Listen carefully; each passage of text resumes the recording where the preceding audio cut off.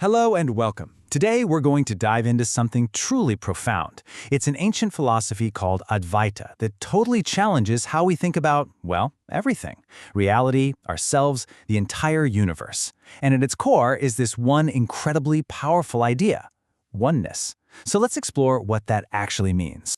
Now, the wisdom we're tapping into for this explainer comes from the teachings of the revered sage Kosh-beh.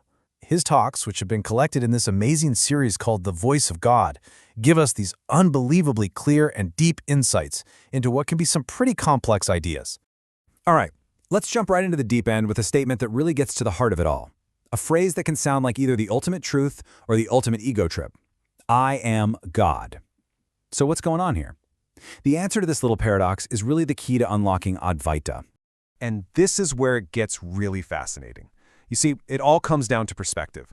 On one side, you've got this demon king from the stories, Hiranyakashipu, who proudly declared, I am God.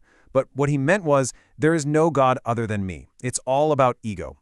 But then you have the saint, who says the exact same words, but means the complete opposite.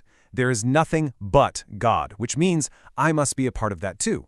One is about puffing up the ego, the other is about completely dissolving it. So, that huge difference between those two views, that leads us straight to the central idea that makes it all make sense. And believe it or not, the clue is hidden right there in the name of the philosophy itself. The word Advaita, it's from Sanskrit. Dvaita means two or duality, and that little prefix a just means not. So put it together and Advaita literally means not two. See, it's not about taking two separate things and mushing them together. It's about realizing there was never a second thing in the first place.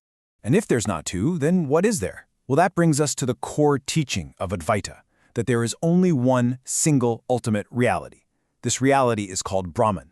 Everything we see, everything we are, everything we experience, it's all just a different form of that one single essence. Okay, I know what you might be thinking. This all sounds pretty abstract, right? A little hard to wrap your head around. And that's exactly why the teachings of Kanchi Mahapriyava are so amazing. They use these brilliant, simple metaphors to help us get it. Let's check a few out. The first one is a real classic. It compares our individual self to just a single drop of water, and that ultimate reality, Brahman, to the huge, vast ocean. And this just explains it so perfectly. That water in the spoon, it has the exact same chemical makeup, the same essence, as the entire ocean. The spoon is just a temporary container creating a sense of separation. The whole point isn't to become something different. It's to dissolve that container and realize you were the ocean all along. All right, this next analogy takes that idea even further, but this time using the idea of space. Just picture the endless space all around us, and then think about the little bit of space that's trapped inside a clay pot. I mean, think about it. Is the space inside the pot really any different from the space outside? No way! It's all the same continuous space, just temporarily outlined by the walls of the pot. Our bodies, our minds, our egos, they're just like that pot. So when the pot breaks, when we finally get past the ego, we don't merge with the universe. We just realize, oh, wow, I was never separate to begin with. Now, this last analogy might just be the most powerful one, because it connects to something every single one of us experiences every night: dreaming. You know how it is when you're dreaming, right? Your single mind creates an entire world. It creates people you can talk to, places you've never seen, crazy situations. Every single person, every object, every feeling, it's all just a projection of one thing: your consciousness. Advaita suggests that this world we're in right now isn't all that different. It's like a grand dream, all happening inside a single universal consciousness. So, okay, if this oneness is the real deal, why don't we feel it all the time? Why does it feel like I'm me and you're you? Well, the teachings point to one culprit: the mind.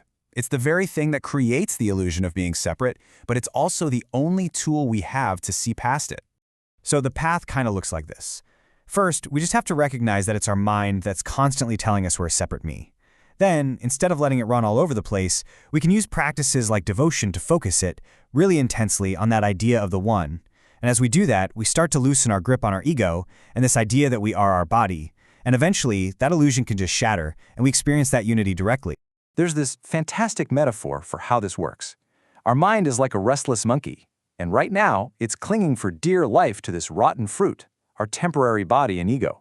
Now, you can't just tell a monkey to drop something, but If you offer it a perfect, sweet, juicy fruit, that idea of God, of Brahman, it'll naturally let go of the rotten one to grab the better one. Devotion, that's the sweet fruit. So what's the end game here? What's the whole point? Well, it's not about getting to some kind of heaven after we die. It's about achieving this profound sense of freedom, right here, in this lifetime. And that state has a name. It's called moksha, or liberation.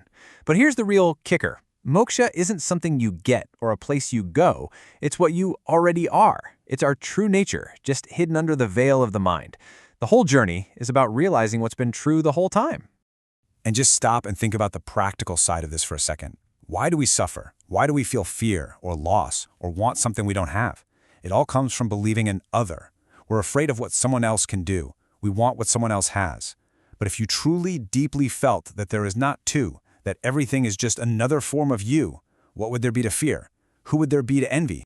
And that leaves us with this final, really deep question to chew on.